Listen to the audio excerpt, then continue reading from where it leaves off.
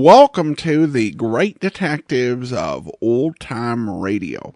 From Boise, Idaho, this is your host, Adam Graham. If you have a comment, email it to me, box13@greatdetectives.net. Follow us on Twitter at Radio Detectives and become one of our friends on Facebook, facebook.com/Radio Detectives. Today's program is brought to you in part by the financial support of our listeners. And I do want to go ahead and thank Peter and Ethan, who sent along donations through support.greatdetectives.net. Karen, who sent along a donation via the Zelle app to box13@greatdetectives.net. And Patty and Ron, who sent a donation via mail to Adam Graham, P.O. Box 15913, Boise, Idaho 83715. And I want to thank Kristen and Bill for becoming our latest Patreon supporters, both at the Seamus level of $4 or more per month. You can become one of our ongoing Patreon supporters for as little as $2 per month. Just go over to patreon.greatdetectives.net. Now it's time for this week's episode of Under Arrest. From February 8th, 1949, here is Sam Carver. Mutual presents Under Arrest. Into your cells.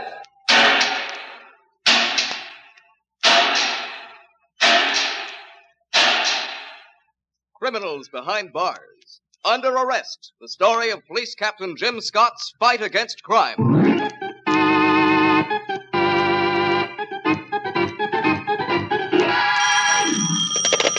Captain Scott. Harry Gavin, Jim. Yeah? I'm at Madame Cherini's. Great. Aren't you supposed to be on duty? I am. I'm sitting up with a corpse. Has the corpse got a name? Sure has. Jerome K. Wade. Not the gun manufacturer. That's right. The fellow who used to be partners with Sam Carver? On the button. He's been shot. Who did it? Sam Carver. Oh, you're crazy. Sam Carver's been dead for 4 years. Yeah, I know. Now, look, Gavin.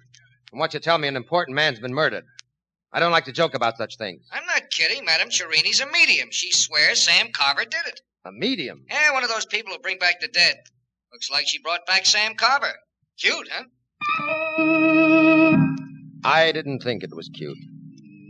The Sam Carver case had been looked upon as a suicide. Carver was partners with Wade in the gun factory, and it was his job to inspect the guns before shipment. He passed a defective bunch, and they were shipped to the Army. Some of the boys at Okinawa got a rough deal when the guns didn't function as called for, and the incident created quite a scandal. Carver wrote a full confession, then blew his brains out in the library of his home. Only one thing didn't jibe. We never could locate the gun.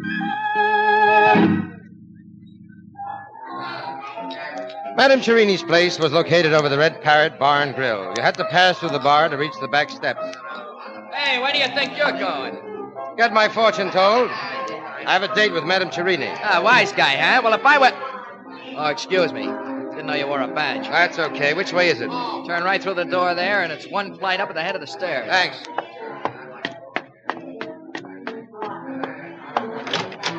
Hello, Captain.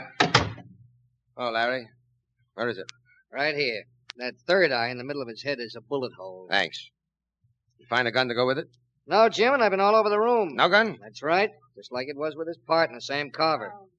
This is Madame Cherini. No. This is a terrible thing to happen, Captain.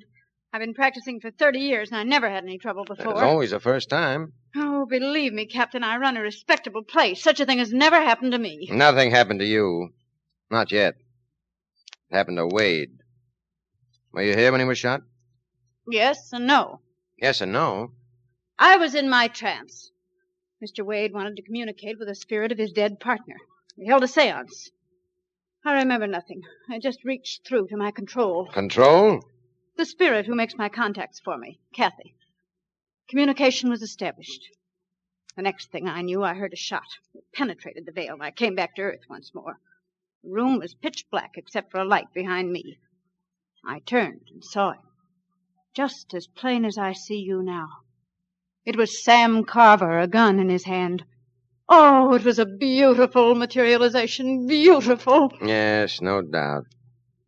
What happened then? It vanished right into thin air. Of course, it couldn't stay once I was my conscious self. Of course. I turned on the light. The switch is right here under the table. Oh? Mr. Wade was exactly opposite me. He had a look on his face, a look that I'll never forget. His mouth was open as though he were about to say something. Then he toppled out of his chair, just as he is now. You were conducting a seance? Yes. You need more than 2 people for a seance. Who else was here? Mrs. Wade and Mrs. Carver. Where are they now? Mrs. Carver took Mrs. Wade home. You mean Mrs. Wade saw her husband shot and she left just like that? Oh, she was hysterical. She kept screaming about divine judgment, and our husband got what he deserved. Benny might be able to tell you more about it. He helped her out. Benny? The bartender downstairs. He came running up just as soon as he heard the shot. Do you want to talk to him? Yeah. Yeah, go get him, Larry. Check. I think it might not be such a bad idea to question this Benny. While Gavin went to get the bartender, I took a look around the room. Nothing unusual about it. No secret trapdoors, sliding panels, nothing like that. There were heavy plush hangings, but they covered bare walls only. A low-hanging chandelier hung over the round table, and the light switch, as she said, was under the table. But you couldn't see any props, nothing to create contrived effects. Madame Cherini herself didn't look the part of the conventional medium, except for the fact that she was dressed completely in black and had a pair of the deepest, blackest eyes I've ever seen. Here he is, Captain. Hello, Benny. Captain? Madame Cherini tells me you rushed up to the room as soon as you heard the shot. Is that right? Yep. Why? Why? Weren't you afraid of getting shot yourself? Oh, I see what you mean, Captain. Well, no, frankly, I didn't think of that. Madame Cherini's a good friend of mine. I only thought she might be in trouble. And you're not afraid of guns? Not as much as most people, I guess. In a way, I'm kind of used to them. Where did you get used to them? Okinawa. Okinawa? Yeah, it was a war. Do you remember? Yes, I remember, Benny. I also remember a certain ugly incident. Bad guns delivered to our boys in a certain company. Could be some of your buddies died on that account. Jerome K. Wade and Sam Carver manufactured those guns. I'm not saying Wade didn't deserve to die, Benny. I ain't saying he didn't deserve it either. I think that... Hey, why look at me? I didn't do it. There was nobody in the room but the women when you entered, and nobody could have passed you on the stairs. Maybe you didn't run into the room at all, Benny. Maybe you were here all the time. Nuts, I was down at the bar waiting on my customers till I heard that shot. Why couldn't it have... Yes, exactly. Why couldn't it have been one of the women? I don't think so. As I remember seances, you all hold hands around the table. Isn't that right, Madame Cherini? That's right, Captain Scott. And Wade held each of the women by the hand, and they in turn held the hands of Madame Cherini. Doesn't seem possible, unless all 3 women were in league to kill Wade. In that case, the other 2 could have released Madame Cherini, but that seems like too long a shot. Yeah? Well, then maybe you can explain how I got to look like Sam Carver, huh? They all agree that it was the ghost of Sam Carver who killed Wade. Who do you mean all? Mrs. Carver, Mrs. Wade, and Madame Cherini here. That's right, Captain. We all recognized him. There couldn't have been any doubt that it was Sam Carver. Sam Carver's been dead for 4 years. Yet you're sure you recognized him. You must have known him well. Very well. Sam Carver was interested in spiritualism. Mr. Wade always used to laugh at him. Yet you claim it was Wade who asked for this seance. And it was here he was murdered. Now, who killed him? Sam Carver. Bunk. Dead men don't go around killing people. In my profession, Captain, you find out that dead people are not quite as dead as they seem. I got a funny feeling as I looked at the corpse. There was something in the expression. Kind of fixed smile. And the bullet hole Larry Gavin had described as a third eye. For a moment in the dim light, I could have sworn the dead man winked. But it's my job to catch live murderers, not ghosts. Jerome K. Wade was killed by a slug from a .32. Nothing ghostly about that. But as far as the gun was concerned, it might just as well have been ectoplasm. I warned Madame Cherini and Benny, the bartender, not to leave town. Lieutenant Gavin went to look up Mrs. Wade and get her story. Myself, I went to pay a call on Mrs. Sam Carver. Captain Scott, I'm so sorry to have kept you waiting. Quite all right, Mrs. Carver. Naturally, you're upset. Naturally. First Sam, then poor Jerry. Would you care for a drink? I think I need one. Thank you. I don't. She looked anything but upset.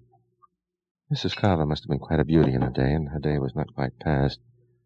She moved like an animal with a lithe, sensuous grace. She smiled invitingly and sank down on the couch beside me, sipping her drink. Pity we have to meet always under these circumstances. Isn't it? I won't pretend I'm exactly grief-stricken about Jerry Wade.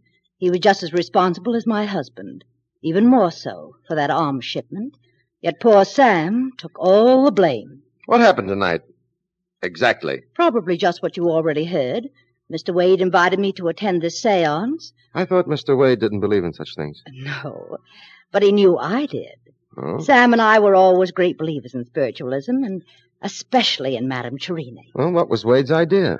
To convince me he had nothing to do with Sam's passing. I've always suspected something peculiar about my husband's death. I could never quite believe that Sam committed suicide, although it was I who found the body, and the gun was right next to his hand. That gun. What happened to it? It simply disappeared. Like the murderer disappeared tonight? Murderer? I'm sorry. The truth is, Captain, I don't like my husband being called a murderer. Your husband? Oh, you mean the ghost. I saw it with my own eyes. So did the Wades and Madame Cherini. There couldn't have been any disguise. And it was dark in the room. There was a light around him. He was pale and his eyes were burning. He looked straight at Jerry Wade. The same gun was in his hands. The same gun? How do you know? Don't ask me how, I just knew. Yes, go on. He looked straight at Wade, and I heard Wade say in a strange, broken voice, No, Sam, I didn't mean to do it. I didn't mean to, honest. And then... Yes? My husband uttered one word, murderer, and fired. Madame Cherini awoke, and my husband disappeared. With the gun? Of course. Now, look here, Mrs. Carver. That was no ghostly bullet which killed Jerry Wade. It was a real bullet like the one which killed your husband. By the way, who was present in this house the night your husband was shot? Was shot? You don't think he killed himself, then? I'm not sure. In any case, he was shot. I'm asking you who was here. Well, there were Mr. and Mrs. Wade, my son. Your son? John. He'd just come home from college. There was quite an argument between him and his father. It was on account of that scandal about the guns. Where is he now? Away at school at Yale. Yes, go on. Anybody else? Oh, yes, of course. There was Madame Cherini. She stayed to dinner. We were going to have a seance later. Who was the last person who saw your husband alive? Madame Cherini, I think. She had a talk with Sam in the library. Sam was very upset about the argument with John. Madame Cherini was his advisor.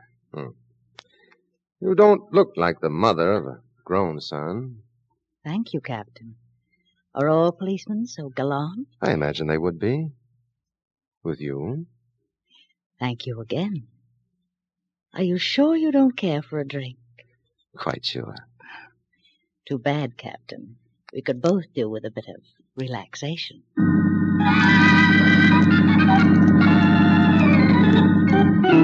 It was late when I got to my office next morning. Larry Gavin had seen Mrs. Wade, and her story checked with those of Madame Cherini, Benny, and Mrs. Carver in every particular, even to the exact words used by her husband and the ghost. Lieutenant Gavin had his own theory about the crime, and I wasn't too sure he was wrong. Jim, I say it's all hypnosis. This medium sets up the mood, gets them all into a frame of mind where they're ready to believe anything. She shot Wade. It was dark in that room. How else could anybody plug him right in the middle of the forehead without being close up and knowing exactly where he was sitting? Well, maybe an ordinary guy couldn't, but a ghost could. Now, don't tell me you're going soft in the head, too. Well, all the stories check. They couldn't all have been in on a plot to kill Jerry Wade. I don't say they were. I'm saying the old gal hypnotized him. It adds up. Maybe. I'd like to check with ballistics first. Captain Scott, get me the lab. Yes, sir. Yes? Captain Scott, did you check the Wade bullet against the bullet in the Carver file? Yes, I did, Captain. Well? It's from the same gun, Captain. There's no doubt about it. Are you sure it's from the same gun? I'm positive. Thanks. Well, that clinches it. It must be the medium. Why? Wasn't she there the night Carver was shot? Right. Aren't all these mediums pretty good sleight-of-hand artists? Right. Wouldn't it have been a simple matter for a good magician to divert attention and pick up the gun at Carver's hand? Right. And wouldn't she use the same gun to kill Wade? Wrong. Why not? Why should she plan a murder in her own home, where everything points against her? So she could blame it on a ghost. What motive would she have in killing Wade? He thought she was a phony. He was an enemy of Sam Carver's, one of her oldest friends. Not enough.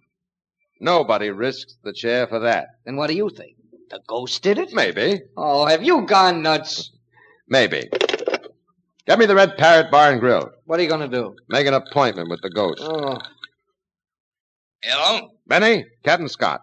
Oh, yeah, Captain. Could you call upstairs and bring Madame Cherini to the phone? Don't have to call her, Captain. She's right here. Oh, well, you know, she's right there. Madam Cherini, this phone is for you. Take it here. Yes, Captain Scott? Madame Cherini, you claim you brought back the spirit of Sam Carver last night. Materialized, I think, is the word you used. Yes, Captain. Then, could you materialize this spirit again for me? I don't think so. Why should you want me to do that? I'd like to remind you, Madame Cherini, this ghost is wanted for murder. Oh, nonsense, Captain. You can't electrocute a ghost. We can try. I won't do it. Madame Cherini, I'm afraid you don't realize your position. If you're a faker, then the ghost killer is something cooked up by you, and you're under suspicion of murder. If you're on the level, it's up to you to prove it by producing the ghost. Spirit materializations are not easy. I may not be successful. Well, that would be too bad for you. The atmosphere has to be propitious. What's wrong with the atmosphere? There's too many policemen. They're all over the place. Spirits are allergic to policemen. Well, send them away. I can't rely upon you for that. You've got my word. All right, then. When? Tonight. Tomorrow morning, rather. Say about 3 a.m. Why so late? I want the circumstances to be favorable. I don't want any noise from downstairs. At 3 a.m., the bar will be closed. Okay, you've got a deal. One more thing. What is it? We'll need at least 2 others, sympathetic spirits. I think I can get Mrs. Carver. Fine. How about Mrs. Wade? Oh, I'm afraid she's too upset. I have it. We'll use Benny. The bartender? Is he sympathetic with spirits? You ought to be. Dishes enough of them out. Shut up. What was that? I'm sorry, Madame Cherini. I wasn't talking to you. Okay, it's a date, 3 a.m. Another thing. You must purify your mind. Oh? Well, how do I do that? Go into seclusion. Seclusion. Goodbye. Goodbye. Larry, who have you got trailing Madame Cherini? Hennessy. Where is he now? Across the street in a cigar store at Maple and Clark. Phone him. Tell him not to lose sight of Madame Cherini for a minute. It's urgent. Okay. Hey, where are you going? Into seclusion. You heard what Madame Cherini said. Where can I reach you? My room. Phone me if it's important.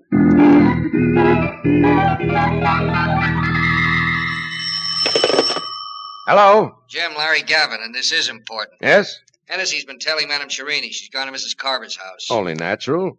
She's inviting her to the seance. She's been in there with her for over an hour. If all she wanted was to invite her, she could have used the phone. I see. Okay, I'll take care of it. You going to the Carver house? No, I'll wait for Madame Cherini at the bar in the room. Is that the way to purify your mind? It's my way. Did you call the boys off? Yes, Captain. Do you think it's smart? I'll let you know after tonight. All right, if anything comes up, I'll be at the bar. Boy, I wish I were a captain.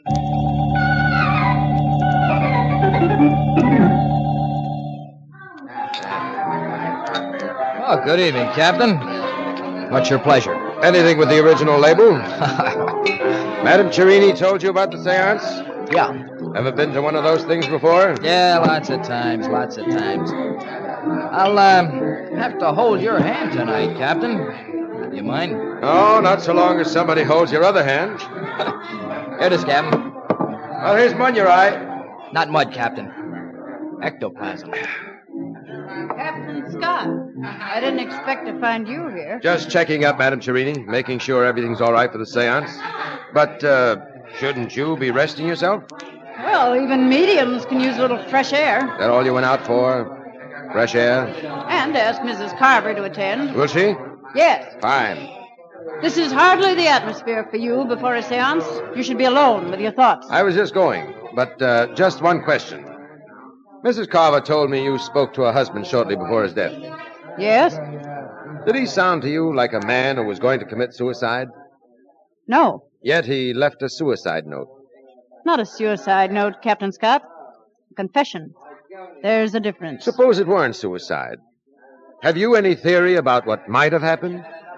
Well, this is only a supposition, mind you, but in the light of recent events... Like the ghost of Sam Carver returning to shoot Jerry Wade? Exactly. There was a big argument at the Carver house the night he was killed. His son, John, wanted both Wade and Carver to confess and take the consequences. Shortly afterward, both men retired to the library. And what happened? Well, I wasn't there. I can only suppose. Yes? Wade could have pretended to be convinced that it was best for them both to write full confessions. Then what? Once the confessions were written, Wade could have shot him and placed the gun near his hand. Then all Wade would have to do was sneak out through a side exit, taking his own confession with him and leaving Carver's. It would look to everyone as though Sam Carver had taken his own life in remorse. And what could have happened to the gun? Oh, Wade would have been afraid of his prints on the gun. He could have pocketed it later while no one was looking. Or someone else could have picked it up. Yourself, for instance. What do you mean? Skip it. Did you tell Wade about your theory? I did make certain suggestions. Enough to convince the unbelieving Wade to attend a seance? Now, this is only a theory, mind you, Madam Cherini, but I'm going to be as generous with you as you are with me. Suppose you were the one who lifted the gun. Suppose you weren't an authentic medium, and suppose you wanted to frighten Wade into a confession of guilt. A confession only you would be able to force. Why should I want to do that? It's an ugly word, Madam Cherini. Blackmail. Well, there's an uglier word, Captain Scott. Murder. If such was my intention, why should I kill the goose that lays the golden eggs? Well, it's only a theory, Madam Cherini. I was only supposing you were a fake. You are an authentic medium, aren't you? Of course, Captain. But you'll find that out tonight, won't you? I hope to find out a lot of things tonight. It was uncanny. I now understood the purpose of the curtains on the walls and the dark dress worn by the medium was to absorb even the faintest suggestion of light. Try as I would, my eyes could not penetrate the darkness. I sat directly opposite Madame Cherini. Mrs. Carver held my left hand, and I could feel her knee brush mine under the table. Benny held my right hand. The medium held theirs. The circle made a chain of communication that was almost electrical. Through the hands of those next to me, I could feel the medium stiffen as she went into a trance. She began to moan, and then called upon her control, the spirit who was a guide in the other world. Oh. Kathy. Kathy. Are you there? Kathy. Kathy, answer me. 2 raps if you can come through.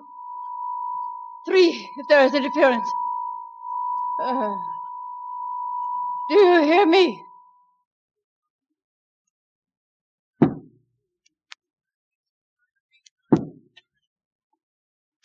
Good. Are the channels clear tonight? 2 raps, yes. 3, no.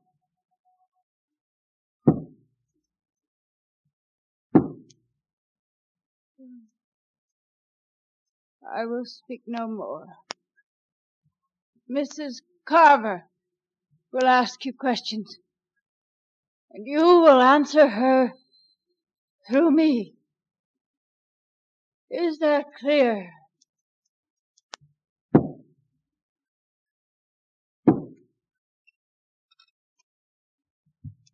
Kathy, can you hear me?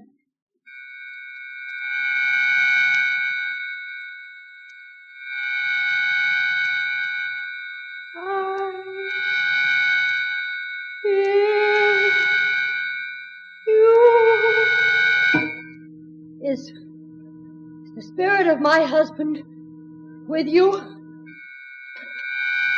He is here. Can you make him materialize? Kathy, can you hear me? Yes. my husband appear.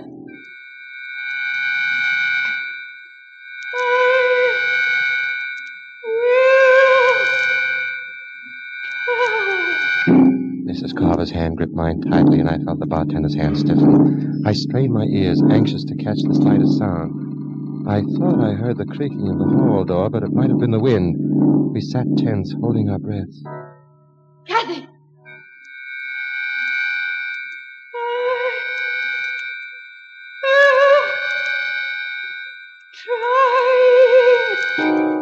I couldn't believe my eyes. Slowly, a circle of light began to form at the other end of the room. A man's head and shoulders were framed in the light, as though suspended in midair. The face was supernaturally pale, the eyes dark and glowing. Sam! Sam! Captain Scott is here. He's a policeman. Show him what you did last night. From nowhere, a hand appeared. A hand with a gun. The figure uttered one word. Murderer. I heard a click. I crashed to the floor, sweeping Mrs. Carver down with me. There was a flash, and the shot reverberated through the room like a thunderbolt. Under cover of the darkness, I lunged toward the figure with the gun. He seemed to be running toward the fire escape window. There was a crash as the window broke. I pulled my gun and started after him. Too late, I realized I'd been tricked. The so-called Spectre had thrown something through the window, probably the gun, and then made for the hall door leading to the stairs. I heard him go running down the stairs. Madame Cherini! Madame Cherini! Put on the lights! What is it? What's happened? Put on the lights. The switch. Under the table. Mrs. Carver found the switch.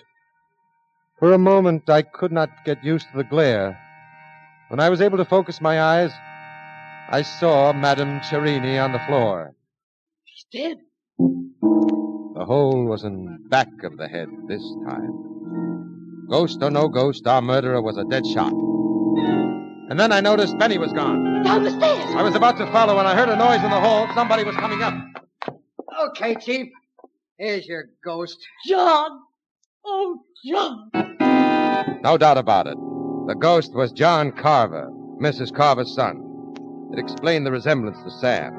The resemblance had fooled Mrs. Wade and trapped her husband into blurting out a confession. John Carver was dressed all in black.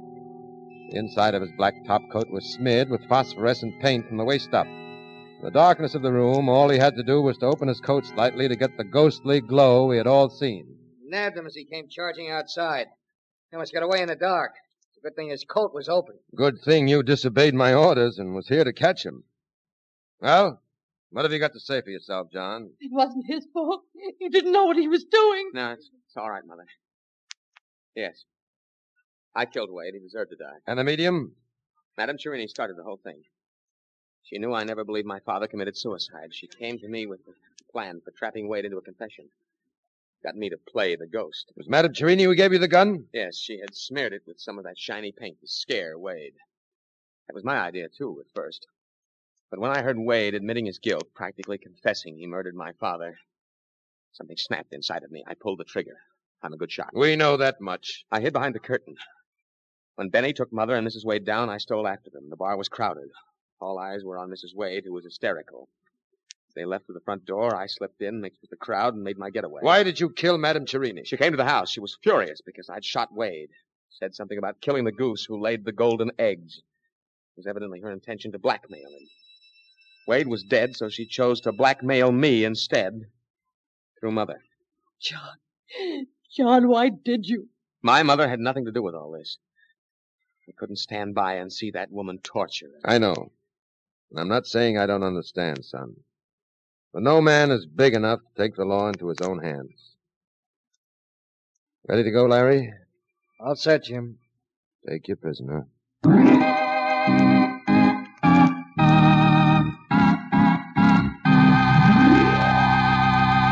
Under arrest.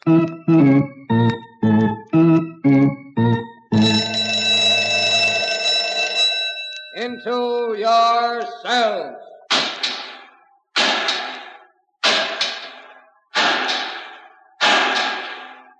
All prisoners present and accounted for. You have just heard Under Arrest, presented by Mutual, a new series featuring Joe DeSantis as Police Captain Jim Scott. Under Arrest is directed by Martin Markner. Today's drama was written by Norman Lessing. Original music is composed and played by Milton Kay.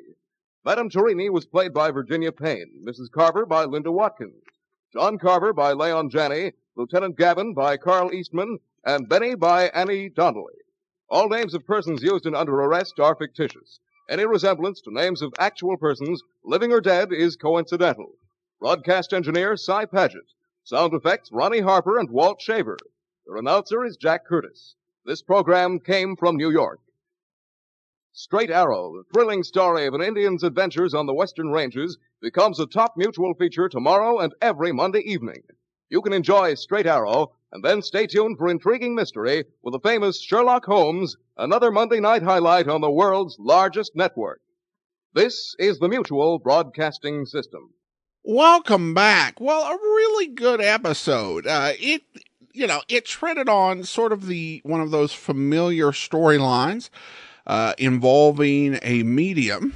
But I think it did a lot that was pretty clever. I love the hook for the episode. The idea that a man had been murdered by his partner who had died years ago. That immediately grabs your attention.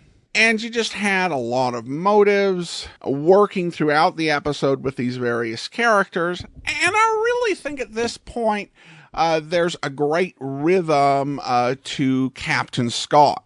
And just the way he interacted with each suspect.